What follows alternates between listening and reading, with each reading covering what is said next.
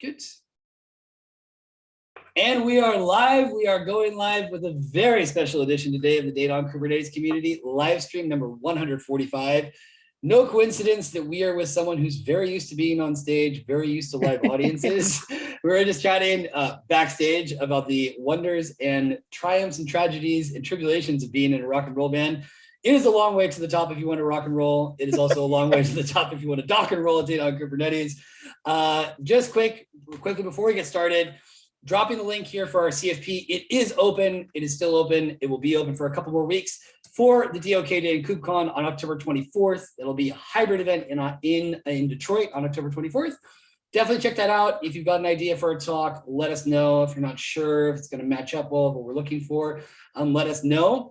That being said, joined by a very special guest today. Kurt is not only a technologist, he's also the leadingest guitarist of the band called the Intolerables, who I will also be linking here. Kurt, very good to have you with us. How you doing today? I'm awesome, Bart. I feel like you nailed it right there. We could just call it a day at this point, maybe, and we're good. No, thank you very much. I appreciate it. Happy to be here.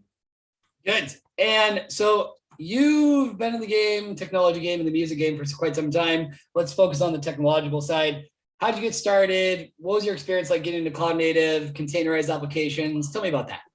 Yeah, happy to. So I never take a direct path anywhere, apparently. I often think I do. I actually, in a previous lifetime, studied wildlife biology and wildlife management.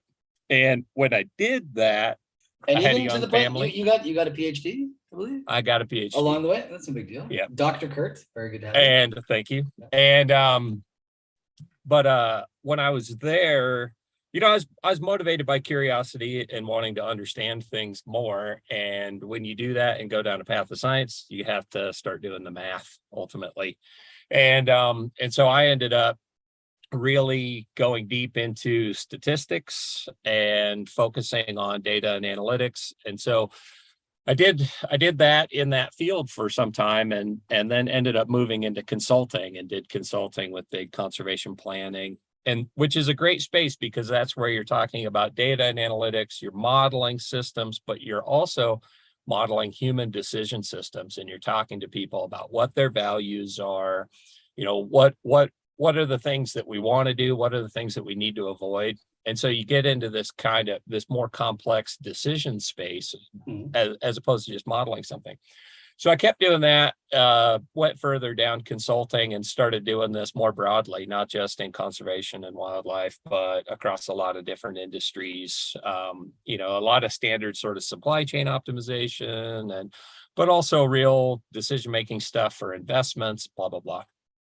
And as I was doing that and sort of building technical skills, I really just started to develop an appetite for wanting to be in a real tech field, and also had a chance to join Section, which is an early stage startup at the time, and seeing it all laid out in front of you, right? All these things that we're trying to build. And again, being in that space of it's part data and models, but it's part just like being able to connect the dots between who are the people out there, what do they need, how do we solve those problems, and how do we bring all that stuff together. So that's what led me here to Section, and my title's Direction of Information Engineering. It's really data science, analytics, data availability, and ML, AI type application development and collaboration with our engineers and that sort of thing. And just kind of all the weird stuff that falls into that space of how do we make sense of things. So speaking of which, two things, you mentioned supply chain and investment. If someone wanted to invest in supply chain technologies nowadays, given the challenge we're looking at with supply chain, any quick words of advice or things to avoid? Oh, I would say, so if we want to talk about specific things that somebody could do to optimize their supply chain, that's easier to address. And then to make good investments. In that case, making investments right now in supply chain, I think is a huge challenge, because if you're going to make those types of investments, you need to really be across some fundamentals. And I'm not active in the big investment area right now.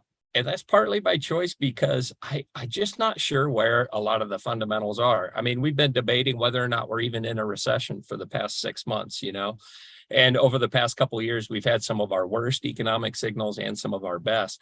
And so I think that people are pretty good at identifying the symptoms of supply chain problems right now, but I'm not across people who have good cures, or good treatments for that. And I would be really skeptical. So I would say if anybody is interested in that, you're going to have to go deep. You're going to have to read a lot of company docs for people who are in that space to try to get across it. Okay, no, that's a great answer. I also just because recently saw a couple of things about supply chain and also looking at the impacts of the pandemic. We have higher demands than ever. Then we have issues of getting across the country. We have huge problems just specifically in the United States with the need for truck drivers. All these different things have become a part of it. I guess related back to what we're talking about today is where you said the whole issue, the importance of connecting the dots. Where I wanted to take that with what you were mentioning about analytics, something we hear about a lot that I've been hearing for a long time from CEOs and different folks out there is, don't tell me about data, tell me about insights, right? Someone in your position, what does that really mean? How do we put that into practical terms? And maybe from there we can probably segue into your talk so that we don't take too much time talking about supply chains and investments. Yeah, it's all the same thing. I have data and analytics are like data. Those are, you can think of them as things, even though they're not, because we invent data off of the backs of things. But we can treat those as pretty close to facts. Those are just things that are out there. And analytics are just different ways to churn those out and different perspectives for looking at them. Insight really requires bringing values, bringing human or business values to that. And really the heart of this whole talk is how complicated that is. I mean, jumping to the bottom line of my experience in this space, anytime you try to introduce a solution or you try to move into an area and shine a light on it, you create and you evoke a lot of mental models for people when they're experiencing that. And so if people come to me and they say, hey, I don't want to see the data, I want the insights, then it's like, okay, but then I need you to sit down, lay down on the couch right here, and you're going to go through therapy so that we can pull out all the things that are hidden in your thinking so that we can identify what actually is going to be the insight here, because people come to it with a lot of habits, a lot of practices, a lot of expectations. You can get those out, but they're not available on the surface. So no data scientist can deliver insight. They can bring the ingredients for it, but it's when that user, the interested party, really rolls up their sleeves and engages with it. That's when the insight's going to happen. And it's kind of a dialogical process in there between the data and the person, because you have to get all the interesting stuff out. I think that's a great insight. I've never better put no, but for real, in the sense that, and I always go back to this as someone who came into the tech space from a non-technical background, is as much as we're talking about, insofar as we're talking about these very technical concepts, while we are being technical, we must always try to be as human as possible. And like you said, bounce those ideas off somebody else, because something that's super clear to us may not be to another person. And until there's something human in the sense of value that's satisfying one of Maslow's needs, whatever it happens to be, there's got to be an additional step being taken there. If not, a number remains a number, a piece of information remains a piece of information, doesn't become knowledge, it doesn't become something actionable. That being said, though, what are we going to talk about today? What are we going to learn today with you? I don't know what you're going to learn. That depends on what you have in your head. No. What I'd like is just for us to have the opportunity to talk about and appreciate exactly this challenge, because I think too often it goes unstated. Too often we focus on if you build the right tech, then everything's good. And so what we're going to talk about is systems that we've been working on at Section, and how at the heart of it is solving the location problem. And I've got some slides after this, but the location problem is basically like, where do you want to deploy your app?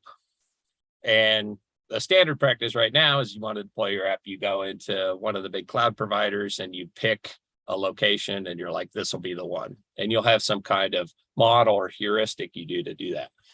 But for larger applications and more dynamic applications, that's hard to do that real well. And there are costs and benefits to that. So we're trying to, that's one of the things that we're trying to make easier.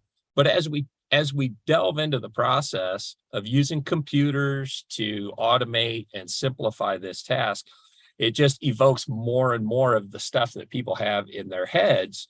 And we want to understand better what people expect, what they desire out of this, and we want to be able to meet that. But at the same time, you have to find that happy middle, right? We're trying to do take something complicated, make it simple, and express it in a Kubernetes like grammar, so people can they can express their desires into the system, and then they can get back what they want. And yet in the middle of all that is this really messy thing of like, how much is enough and how much is too much? And, it's just all that stuff. So that's sort of what I'm going to go into right here. Okay, sounds good. Let's take it away. All right, let's do it. Let me pull up some slides. Here we go. We go into... Perfect. All right. Is that good? Yep. Okay.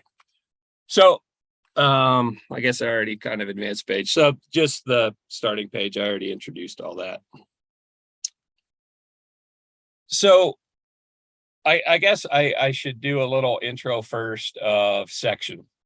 And Section is a distributed computing platform, a distributed hosting platform. So we can host applications that have a distributed, dynamic, global footprint, and we offer a single point of entry that's a Kubernetes-like interface. You can issue kubectl commands, that sort of thing. And then the application itself is going to be deployed according to your business needs. And you specify those business needs through a config map that describes certain principles of your deployment. Okay, so you have a fully containerized app. You want to deploy it in all the best places. And so you can come onto Section and you can do that. And we have systems that are designed to make it happen, primarily a thing called the Adaptive Edge Engine. The Adaptive Edge Engine manages deploying that workload. It identifies the best locations for it. It deploys it there. It will route traffic there. It does all that stuff, right? So the fundamental thing in the middle of that for me is solving the location problem. And the location problem is, where should your app be running at any given moment? And if you were doing this manually, you'd have to check in all the time. You'd have to rethink about what you wanted. You'd have to change your deployments, that sort of stuff. So we're trying to automate that, but we need a way for you to express what you want.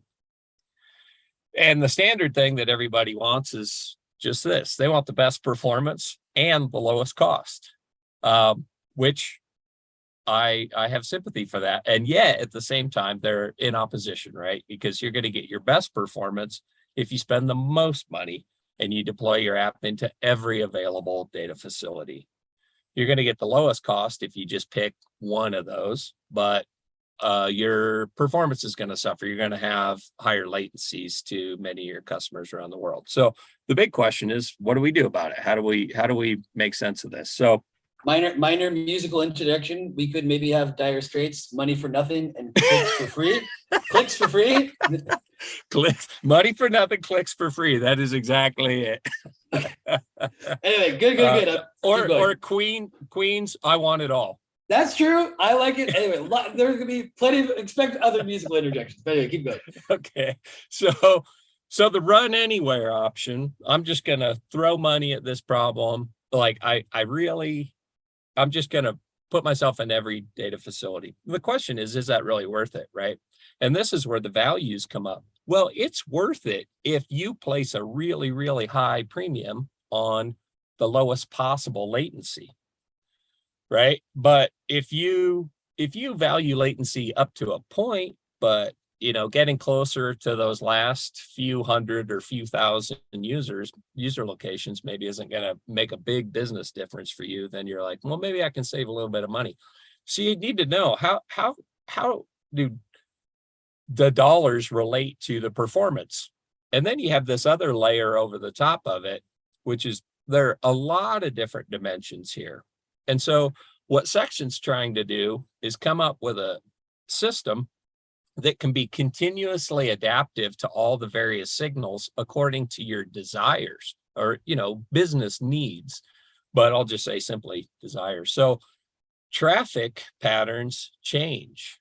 If you're in every data center 24 hours a day, you're probably wasting money for a chunk of every day because the local traffic may be relatively low while people are asleep, for example, right? There's daily patterns to the internet traffic. And so if you could monitor that traffic signal, you may be able to say, I need to be in that place now. I don't need to be in there in the middle of the night, that kind of thing. Network health impacts this. Sometimes you have data facilities that can't be reached. And so you'd like to avoid deploying there and come back to them when they come back online. You may have compliance or other requirements, maybe operational requirements that say I need to be in a certain type of facility.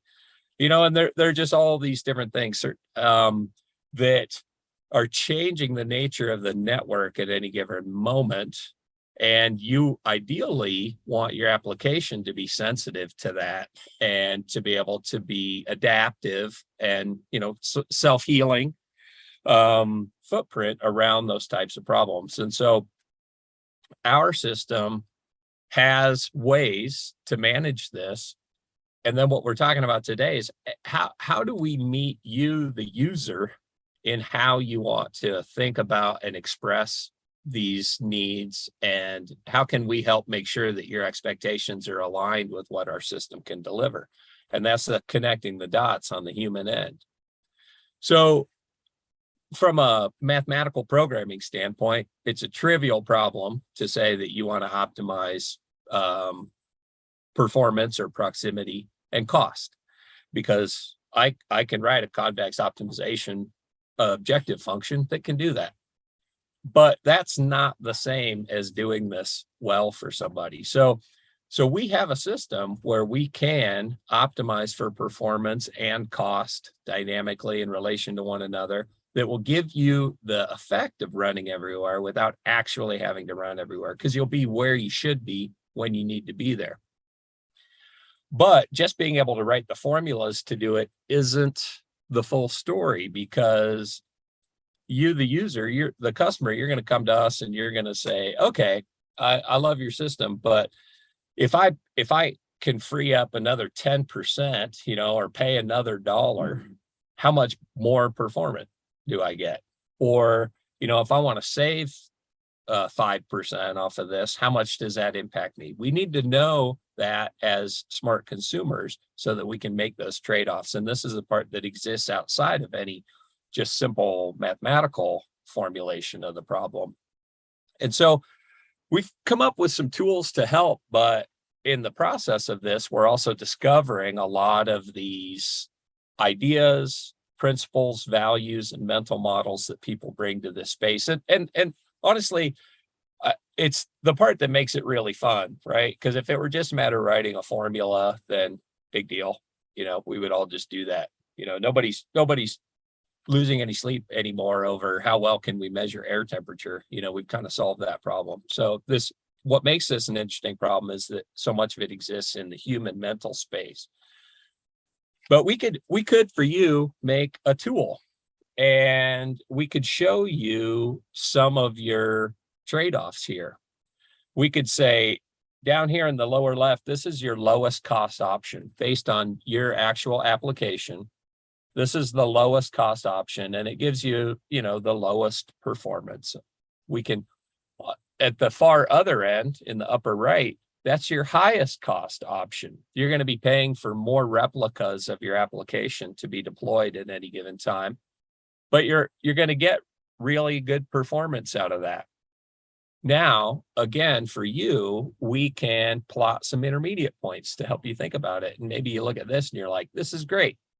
I'm paying I get a substantial discount off the maximum I could pay, but I get pretty close to the maximum level of performance. Maybe that's real smart for me. Or this one is like, this is the closest to my budget. Maybe I have a budget in the middle of that x-axis, and this is the most I can spend. So am I happy with that performance? You can kind of do this. But even to present something like this frontier of what your options look like, this is still a model that has pieces to it that we need to understand. So for example, this would have to be based on traffic, actual traffic or representative traffic for your application, because what impacts this is what's the geographic distribution and what's the geographic intensity of use among your customer base. Is it really just hyper-focused on Eastern US, or is it really hyper-focused in Western Europe or Australia or something like that? Or is it more global and shifts around the world? So at some points there's peak in Asia, and some point there's peak in North America. These are difficult things to think about, and they don't exist as just a number at any given point in time. And so even when we make tools and think about it, we have to do a lot of simplifications in here. And these are the things that make it very difficult to help people express their desires into a space like this. So really what we're trying to do is we're trying to take all the messy stuff that's over here. Like I care about my cost, which typically I'm thinking about that on a monthly time scale. I care about performance, but I'm thinking about that on a different time scale. I want performance. I want the best performance every hour I can get. We have to take network conditions into account because that's just the substrate that where we exist. And I want consistency in the deployment and performance of my application, but I also want it to be really responsive to changes. If maybe if the Kardashians tweet about my product and I go viral for 5 minutes, I want to capture all that traffic or something, right? So I want to be really responsive to that.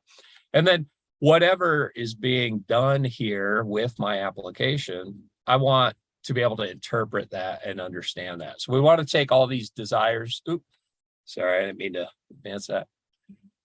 And we want to somehow build a nice, clean version of this where we deliver high configurability. So a user can come in, they can interact with this config map within a typical Kubernetes style deployment pod structure, et cetera.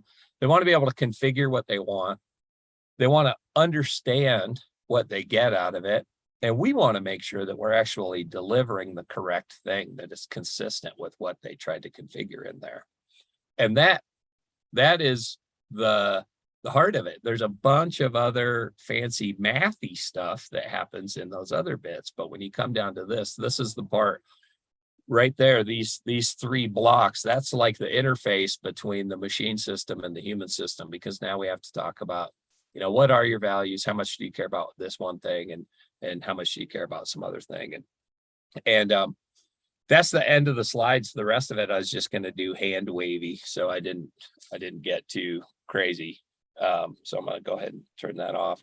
But I wonder if that makes sense. I guess, Bart, you'll have to be the barometer of that. Does that make sense so far?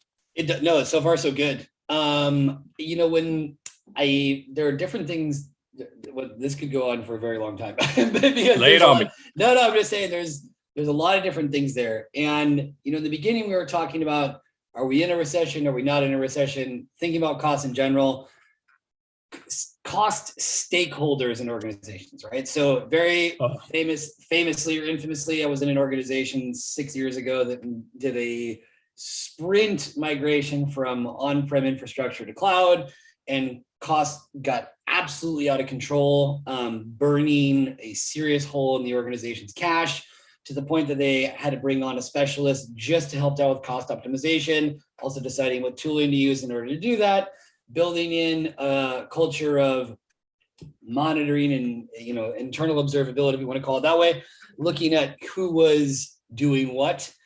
That then also created friction because developers then felt that they weren't being trusted or free to explore the technologies that were at their disposal. That in turn becomes a talent issue because people are like, well, if you won't let me play with technologies, there are 10 other companies over here who will. Anyway, there are different points here that we have to be taking into account, but at a basic package, right? How do we get everyone to be a little bit more like a CFO? How do we get, how do we bridge this gap between tech and business at the most basic building blocks, human level, connecting the dots? Where does it, and where should any organization start with this? Man, that's a couple podcasts in there, I think. Right. But no, that's exactly just right. Like key, if you can only share one or two things, what would they be?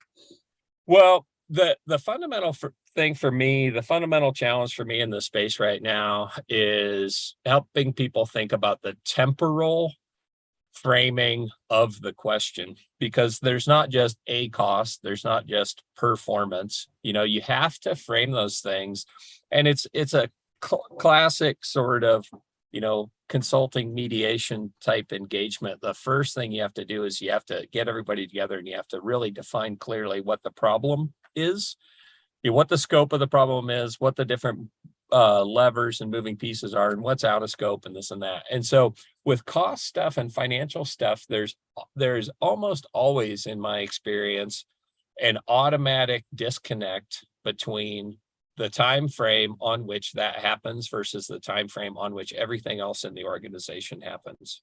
Like, the engineers are making decisions every few minutes about how things are being built. The sprints are weekly, and so you're having all this decision cycling that's happening within an organization, and yet the financials typically are happening on a monthly, quarterly, and annual schedule. And so, in this case, if we're talking about optimizing the spend for a given service, that's easier to do. Like I can say I have a budget for groceries and we're only going to spend this much on groceries. As long as I'm willing to eat the same thing week after week, then I can say, okay, now I have a weekly grocery bill and I can optimize for that. Like it's going to be, X $100. And so every month will be 4 times that. But the problem you want to avoid is the one where you have that monthly budget, but you spend it all in the first 3 weeks. And so then you have to starve that last week, right? And that comes up all the time when you're trying to optimize a dynamic system. And you're trying to optimize a static target, but with a dynamic system underneath it. And that's exactly this thing. Like we don't want to say to somebody, we can absolutely meet your cost budget.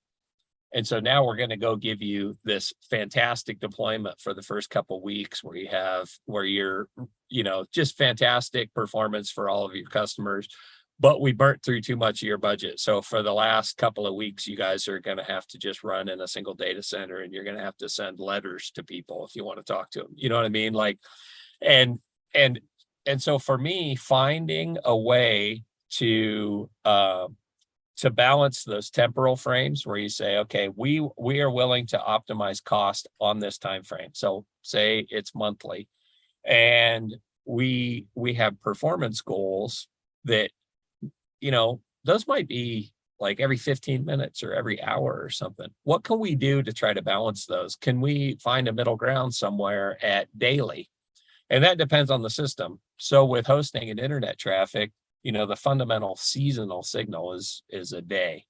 And so we can say, maybe we can say, I have a monthly budget. We'll break it down to the day. And now let's come up with a performance score per day. And we can use that to try to balance those two things out. But then you have to run that for a little bit and you have to see, so there's that. And I don't even want to touch everything else you said about all the ripples that go through the organization. I mean, just because that is so real, and I think so present in the experience of so many people for how these things play out. But on the purely technical side, for me, it's trying to find a temporal framing that works for the different pieces of the problem. So then we can actually go about solving it, or we can go about putting systems in place, and then we can see how they work. But as long as it's hourly performance and monthly bills, it's like, man, I'm not sure how good we can ever be at that. Mm-hmm. I hear you on that. And also when those are the metrics that are going to be used, a lot of things that are missed along the way. Like you mentioned, using this example of, okay, I have a monthly grocery budget, things of that nature. But then, let's throw some variables in there. And we're talking about dynamic systems, is that when your developers or infra folks or whoever they are along the way are having to redefine and reinvent and are having new tools brought on and new technologies, and not it's not like a kindergarten, first grade, second grade, third grade. You've got people coming in from all these different changes that are happening. Is in one sense, it's a thriving atmosphere where new ideas are being bounced around, but it also is, these are, I would say, unseen costs that are very difficult to pin down, of the arguments that are going to go on, whether we use this technology or that technology, all these other things that I think are very hard in terms of budgeting for that. And when we talk about cost optimization, we're always talking about infra, and we're talking about things that I understand that are more traceable and trackable. But these other elements, I don't know how often they make it to the table of saying, like, look, we know to roll this out, there's going to be, backlash, there's going to be resistance. Some people may even leave and then they need to be replaced. These things that take place, I feel like, in every organization. And I don't know how often they make it into those conversations when we're talking about performance and cost. Yeah. Again, I think that's really profound. I don't think they make it in there enough. I think there's always this assumption that we have a healthy organization. We have a robust and capable organization. And so now we can just go out and press buttons for the organization, and then all the gears will mesh down there underneath and make that stuff happen. I would say for us internally, even kind of sidebar, because it's like that fractal thing, right? We're trying to solve problems for people, but then we're an organization too. And so we're trying to solve problems for ourselves and all that sort of stuff. But we have spent, and I think this is an experience people in startup space have across the board, but there's that tension between doing new things versus how well do you do the thing that you just, do you set this thing down and move to the next thing, or do you try to make that better? And you're always doing that. And those things, in my experience, all have a huge impact on people, whether it's being driven by cost optimization or you're seeking product market fit or whatever, but you have that stuff going on just as you were describing. And we have actually spent a lot of time, and we have some great leadership on our tech and engineering teams that have really basically built a wall, maybe overstating it, but built a wall around our development teams, and then just became very strict about handling all the communications that came through until we started to get good habits and patterns in place. And so now I think we do have that type of robust organization where when new ideas or new things or new systems or stuff like that comes up, it doesn't feel like somebody's pulling the rug out from underneath me anymore. It feels like, oh yeah, this is what we do and we're doing it, but not like it took us a long time to get there. And maybe 12 months from now, it maybe will have fallen apart because as you said, we have brought a bunch of new people in and all that sort of stuff. But it is true. People assume that the organizations can handle it. And then I think, there are the people out there who are those kind of change architects and consultants and trying to help organizations learn to be better at dealing with it. And it's also a little bit of the agile philosophy, right? That you're doing this, and yet still in our hearts, sometimes we don't want to be agile. We want to show up and feel like we're good at our jobs and that our output is valuable and persistent, and it is an inevitable problem if you're trying to make the organization better. Ultimately, it's the people, right, who are going to be having the behaviors and having the experiences in there. It's a big challenge. Agreed. I think with that in mind, the difficulty that I've seen is that, downloading or installing a particular system can take time and has its ins and outs. Yet it doesn't mean that people are at the point where we have a matrix-like capability to plug in something and that we just, completely can go in a different direction, whether it's agile, whether it's cloud, whether it's Kubernetes, whatever. And so understanding that everyone's going to have their sort of threshold or learning process or unlearning process and once again, there's so many things that are happening simultaneously, is to get to have a realistic vision of how this is going to go down. Like you said, this is why there is such a big industry around change management and consultants and books like Reinventing Organizations and things of that nature. Now let's take it. You mentioned, this notion of really thinking about distributed systems going globally. We can get into different aspects of that, whether we're talking about provisioning, whether we're talking about compliance. One thing that I see as an American living in Europe is that very often there's this idea, well, whether it's the United States or it doesn't matter, China, we want to get into a market that we're not in right now because there's tons of potential and the famous 1% of the market share, et cetera, et cetera. Sometimes though, I think it's very normal to want that because of, the monetary reward that's promised. At the same time, the logistics, the compliance, who are your contacts, your context, all these different things. How, what advice would you give to folks that are out there, whether in the US and they're thinking about GDPR, whether they're from Europe and they're thinking about European, customers' data being jeopardized, whatever, or looked at with different eyes? How are you approaching those questions? And what advice would you give to people that are in management level positions that are tackling those things at the moment? Well, the first part, shameless plug for section, but we're trying to make it easier to get that exposure and to do the deployment, the DevOps piece of that. So that's the shameless plug. But thinking about managers in companies and how they may evaluate those opportunities and what decisions they might make, that's separate from whether or not section's there or however they're going to ultimately accomplish that thing, and I think it's really, there are a couple of pieces. One is there's going to be a key product function within that company where they need to make sure that we all need to make sure we're doing our homework, right? And that this target market, we can find them. We solve their problem. They recognize that. And if that's happening in Asia or if that's happening in Europe or whatever, fine. And so then the question is like, is it worth it for us to go in there? This kind of takes me back to more my kind of consulting decision analyst side, which is, you have to be really clear about identifying what the question is and what alternatives you have available. And with complex sort of systemic decision making like this, you can identify some objectives that can be pretty simple. We want to maximize revenue. We want to, achieve a market share, those types of things.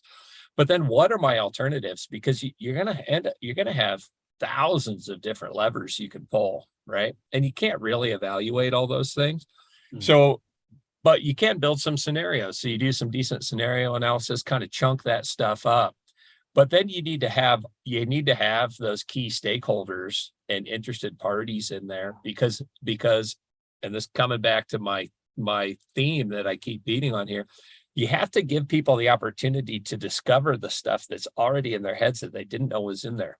These implicit assumptions, these implicit desires, these mental models that we've worked on, that because a lot of us, particularly in tech space, these are people who thrive on solving problems. They thrive on solving invisible problems by building invisible things, and so people like that are people who show up with a huge library of really generalized problem solving techniques, and kind of in machine learning, we call it feature engineering, where you can take a bunch of data, right? The people that I come across in tech space are these like automatic feature engineers all the time. And they're constantly reducing complexity down to just a few operable things. That's great. But if we can't acknowledge that stuff explicitly, we start to run into all these problems, because you can say, oh, we're going to do alternative C because it beats out, on these three criteria. But then somebody discovers along the way, oh, wait, there was this thing about C that I hadn't really reckoned with, that was kind of just an assumption that I made, or somebody else has a bias against it because of an experience they had. And so it doesn't have to be super like hocus pocus type stuff, but you have to get people to sit there and reckon real honestly and clearly with what these alternatives are that we're describing, what's going to be the basis of the decision and all that sort of stuff, because that's when things come out. And as a modeler and a tool builder, those things very rarely solve a problem unless it's just some kind of mechanized automation thing, right? More often, they help us understand how we think about problems and how we see problems. And then that elevates the human ingenuity side. And so then we start getting better and better outcomes, right? But it has to be that, like, look at it, build a thing, look at the thing, build the next thing, and do this back and forth. And you need, as you have pointed out so well, you need all the right people in there in that conversation, because otherwise at some point it's just somebody's gonna be like, forget it, I'm just gonna do things the way I think is right. Yep, and that's unhealthy for any organization. So Yeah. how can you build a culture where that's not going to be the case? You touched on the factor of ingenuity, and I find that interesting because you mentioned previously as well too. We're talking about invisibility of things that we can't see and that are intangible, which is why there's also a large need to, I don't want to say reify, but put names onto these things that we can relate to and that maybe have a bit of a sense of humor and can even have their own mythology. And what I'm getting at here is, and once again, as someone who prior to getting into tech didn't see the immense amount of creativity that there is, that you see in a more visible way in music and art and other areas. But I see that as being an essential ingredient for problem solving. In our particular case, in our community, the initial phase of the data on Kubernetes community was focused on database and storage. And that's still a strong current. What's the new thing though, where I want to get your take on this, is that we're now looking at ML and AI making their way into the Kubernetes ecosystem. Practitioners saying we want to run everything under the the same umbrella. What are the challenges, or what are the things that you find exciting about the entry of machine learning in the Kubernetes space, and what value we can expect to get from that as well, going back to business needs and desires? Yeah. Well, I think on the purely technical side, Kubernetes offers fantastic, very rich opportunities for us to start to discover and create new ways to build and deploy and utilize these ML AI tools, right? Because for the same reason for the same reason that it's been adopted in so many other application spaces, we have this great support for the kind of dynamic and modularized and all this other sort of great technical features in there. There are those challenges, though, with these applications, and challenges that I find with ML AI stuff is similar to what we've talked about this whole time. I still think there's going to be a barrier for adoption in organizations, no matter how easily we can streamline the cycle, the DevOps cycle of getting stuff out and into production, and see the results and all that sort of stuff. There is always, maybe not always, but for the foreseeable future, going to be a lot of resistance about what exactly is that thing. And it's the same problem. So with our location optimization thing, for example, we can say, hey, we're going to run you, where you should be, when you should be there. Sounds great. Everybody loves that, right? And then you dig into it a little bit and they're like, well, okay, but I have to always be in these two locations. And if I were feeling a little fired up that day, I might say, well, why would you need to be in those two places? Well, we have really good customers there. And I'm like, well, do they do traffic? If they do traffic, then you'll be there because we'll run off of a traffic signal, It's like, oh, no, I definitely want that. But I also really want them to be in that spot, And you're like, okay, that's a special model, right? That says, make it dynamic, but then also these places. And then they might say, hey, I want it to be really responsive to a spike in traffic. And so you do that. And then they're like, but wait, now my deployment's jumping around all the time. And you're like, yeah, because it's really responsive. No, I want it to be like responsive, but consistent too. So, and this is that kind of dialogical process. With ML AI in general, this happens with people at the decision-making level who are responsible for those business outcomes. In my experience, I've spent a lot of time with people that I've built these models and tools for, and it takes a long time to build them properly. It takes a really long time to roll them out and to get everybody familiar and comfortable with them.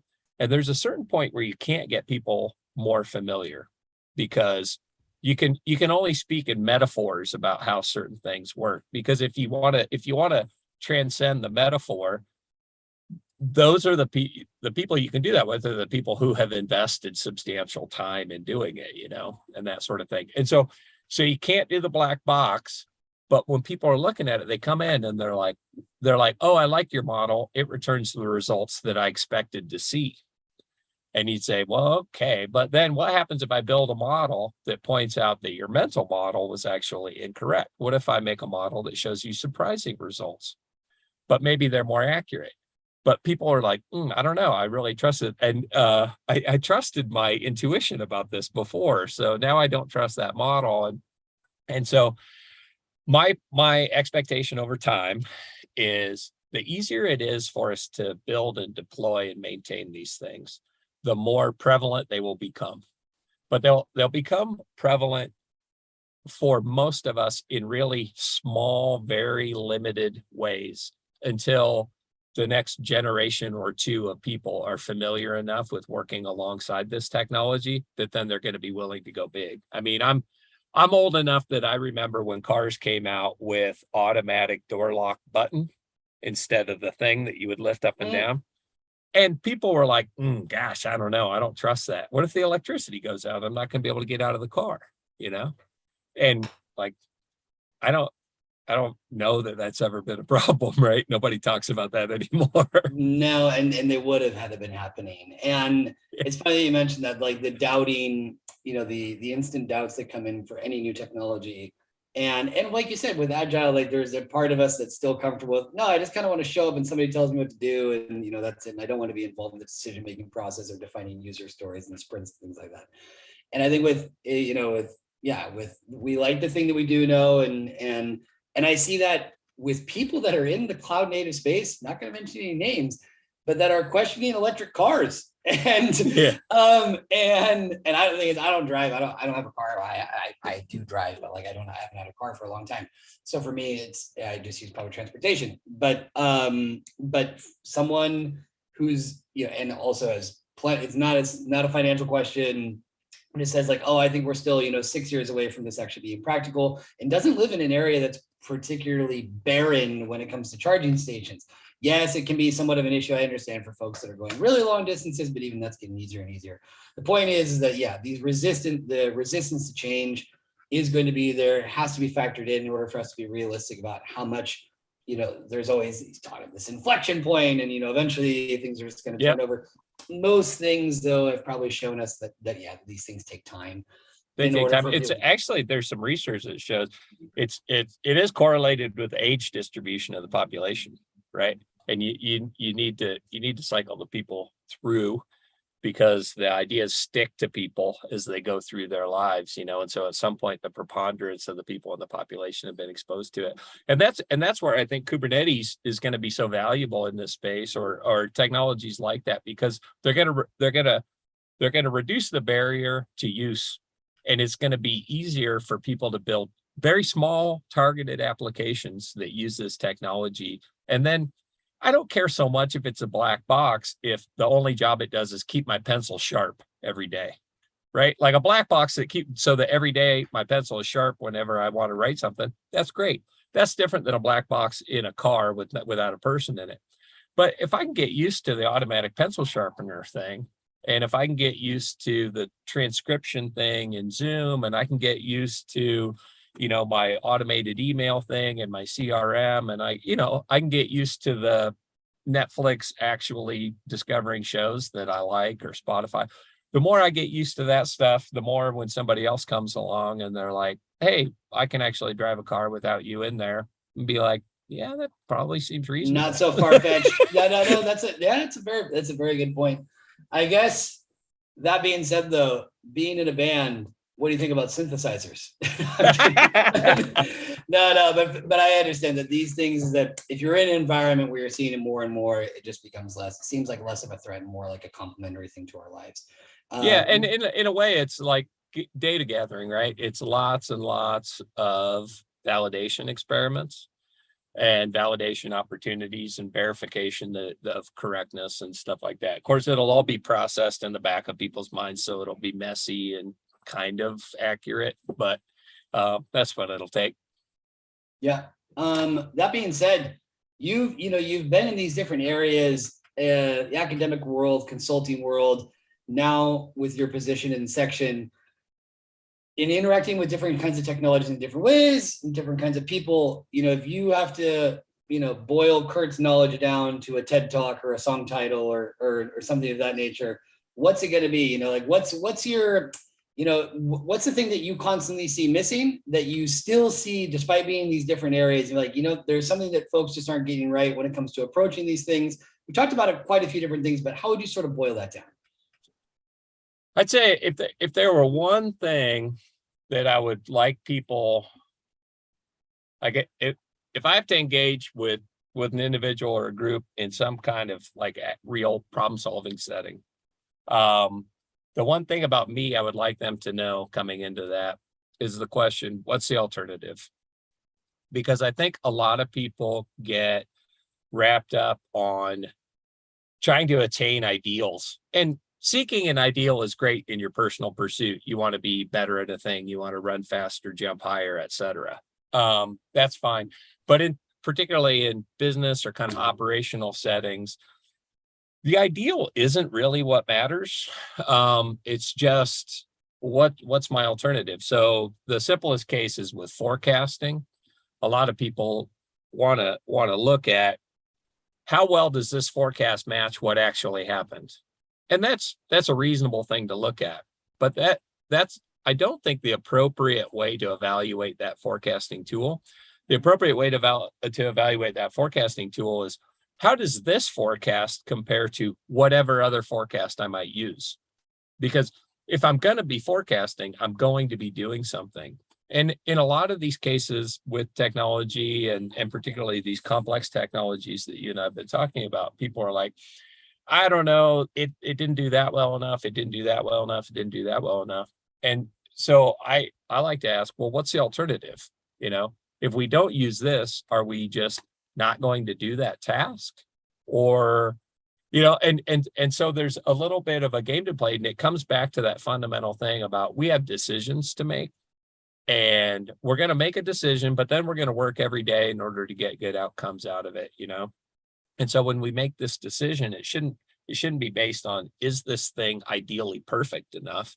It's just, does this thing move me further down the road? Is this better than what I'm doing right now? If it's a teeny tiny bit better and it doesn't cost anymore, yeah, let's do it, And so in where I work, that question of what's the alternative is a really important one, because again, that's not people's natural mental framing for when they look at this stuff.